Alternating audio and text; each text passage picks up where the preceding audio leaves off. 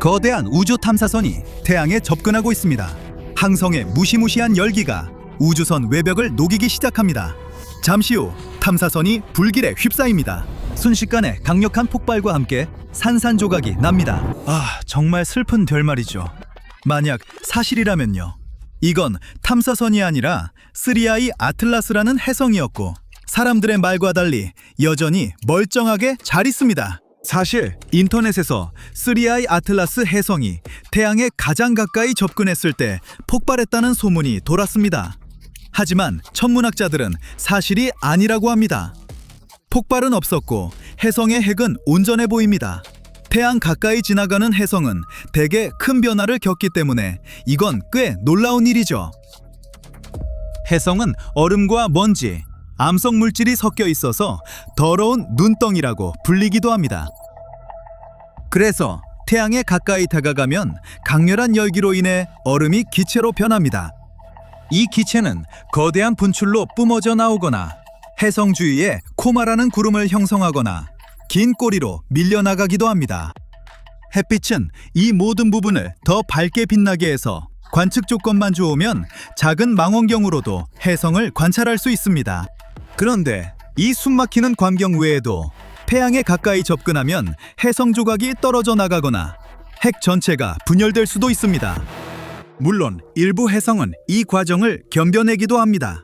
하지만 작은 혜성이나 내 태양계에 처음 진입하는 혜성은 대부분 조각나거나 완전히 사라집니다. 그런데 3I 아틀라스는 달랐습니다. 이 혜성은 2025년 10월 29일에 태양에 가장 가까운 지점 근일점에 도달했습니다. 그때 혜성은 태양에서 약 2억 킬로미터 떨어져 있었는데 이는 태양과 지구 사이 거리의 약 1.5배입니다. 혜성은 또한 지구에서 볼 때 태양 반대편에 있어서 태양에 가려져 관측할 수 없었습니다. 어쨌든 3I 아틀라스가 파편화되거나 조각을 많이 방출할 수도 있었지만 그러지 않았습니다. 핵이 온전했고 이 때문에 과학자들은 더욱 흥미를 느꼈습니다.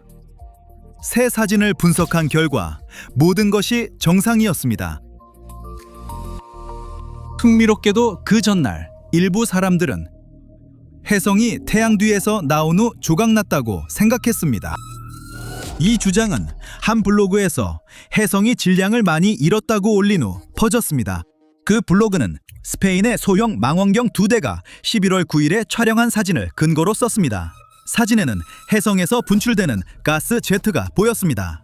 과학자들은 이를 토대로 혜성에서 방출되는 물질량을 추정하며 적어도 16조각으로 쪼개졌을 거라고 주장했습니다. 하지만 많은 과학자들이 이 주장에 의문을 제기했습니다. 대부분의 연구자들은 혜서성이 폭발했다는 증거가 없다고 합니다. 한 혜성 전문가는 자신이 본 모든 이미지가 완전히 정상적이고 건강한 혜성을 보여준다며 핵이 분열된 흔적은 없다고 말했습니다. 그럼에도 혜성이 다시 보이기 시작하면서 천문학자들은 면밀히 관측하고 있습니다. 혜성의 구성 물질과 구조에 대해 더 알고 싶어 하거든요. 현재 지구에서 보면 혜성이 동쪽 하늘에서 서서히 높이 올라가는 것처럼 보입니다. 날씨가 좋으면 북반구 여러 지역에서 15cm 렌즈의 소형 망원경으로도 볼 수 있습니다. 실제로 많은 사람들이 관심을 갖고 있죠. 7월에 발견된 이후 이 혜성은 수많은 흥미로운 추측의 대상이 되었습니다. 일부 사람들은 태양계 밖에서 온 이 혜성이 70억 년 이상 되었을 수 있고 다른 문명이 보낸 탐사선일 거라고 확신합니다. 물론 대부분의 천문학자들은 강하게 반박합니다. 이 혜성은 완전히 자연적인 것이며 우리 은하 어딘가에 다른 항성계에서 왔다고 말합니다. 사실 이것만으로도 흥분되는 일이죠. 3I 아틀라스는 역대 세 번째로 관측된 성간 혜성이자 그중 가장 큽니다. 이전에는 2019년에 지나간 2I 보리소프 혜성과 2017년에 나타난 길쭉한 물체 오우무아무아가 있었습니다. 하지만 핵이 최대 5.6km에 달하는 3I 아틀라스는 400m 길이의 오우무아무아와 약 500m 크기의 보리소프를 압도합니다. 게다가 인류가 관측한 혜성 중 가장 오래되었을 수도 있습니다. 오우무아무아는 약 10억 년으로 훨씬 젊습니다. 새로운 별들이 아직 태어나는 은하의 얇은 원반에서 왔죠. 오umu아무아는 다른 항성계에서 태양계를 통과한 최초에 알려진 천체였습니다. 말하자면 우리의 첫 번째 성간 방문객이었죠. 길이가 폭의 약 10배나 되는 극도로 길쭉한 형태로 우주에서 관측된 어떤 것과도 달랐습니다. 투아이 보리소프는 약 17억 년으로 그 중간 나이입니다. 역시 얇은 원반에서 왔고 다른 항성계에서 온 것이 확인된 최초의 혜성이었습니다. 그리고 태양계 밖 물질이 무엇으로 이루어졌는지 매우 희귀한 관측 기회를 제공했습니다.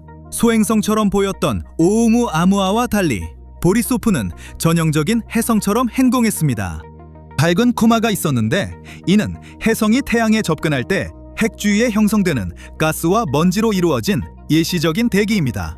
게다가 먼지와 가스로 된 긴 꼬리도 있었죠. 현재 투아이 보리소프는 태양에서 빠르게 멀어지고 있으며 다시는 돌아오지 않습니다. 하지만 과학자들에게 먼 세계의 화학적 구성과 역사를 엿볼 기회를 주었습니다. 자, 3i 아틀라스, 혜성으로 돌아가 봅시다. 이 혜성은 12월 19일에 지구에 가장 가까이 접근합니다. 그때까지 과학자들은 더 많은 관측을 할 것입니다. 사람들도 혜성에 대해 여러 새로운 주장을 할 겁니다. 분명히요. 하지만 신중하게 모든 것을 바로 믿지 않는 게 좋습니다. 참고로 이 유명한 혜성을 맨눈이나 일반 망원경으로는 못 보지만 좋은 소식이 있어요. 이탈리아의 강력한 망원경이 무료로 생중계하고 있거든요. 와! 누구나 이 신비로운 천체가 지나가는 걸 볼 수 있습니다. 과학자들은 이 혜성의 무게가 약 330억 톤이라고 추정합니다. 엄청난 숫자죠? 비교를 해볼까요? 에펠탑은 약 10,000톤이니까 330억 톤은 에펠탑 330만 개에 해당합니다. 건물과 비교한다면 330억 톤은 철과 콘크리트로만 이루어진 거대한 도시 여러 구역의 무게와 맞먹습니다. 3i 아틀라스는 7월에 나사의 소행성 지구 충돌 최종 경고 시스템에서 처음 발견되었는데 눈치채셨겠지만 이 시스템의 약자가 바로 아틀라스입니다. 곧이어 나사는 이 천체가 우리 태양계 출신이 아님을 확인했습니다. 거대한 크기 외에도 3i 아틀라스는 여러 면에서 특이합니다. 태양계를 지나가면서 막대한 양의 이산화탄소와 먼지를 방출하고 있습니다. 이는 3i 아틀라스가 다른 두 성간 방문객보다 1000배에서 10만 배까지 더 무겁다는 것을 시사합니다. 이렇게 엄청난 차이는 진정한 과학적 미스터리입니다. 또한 시속 약 24만 킬로미터로 엄청나게 빠르게 이동하는데 이는 음속의 거의 200배입니다. 이러다 과속딱지 떼겠네요.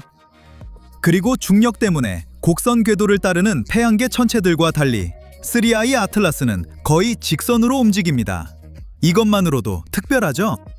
이제 혜성이 태양을 지나갔으니 지구의 망원경으로 다시 볼 수 있습니다. 3i 아틀라스 혜성이 중요한 이유는 역대 세 번째 성간 방문객이면서 가장 크고 오래된 것일 수 있고 다른 혜성들처럼 폐양 근처에서 부서지지 않았기 때문입니다.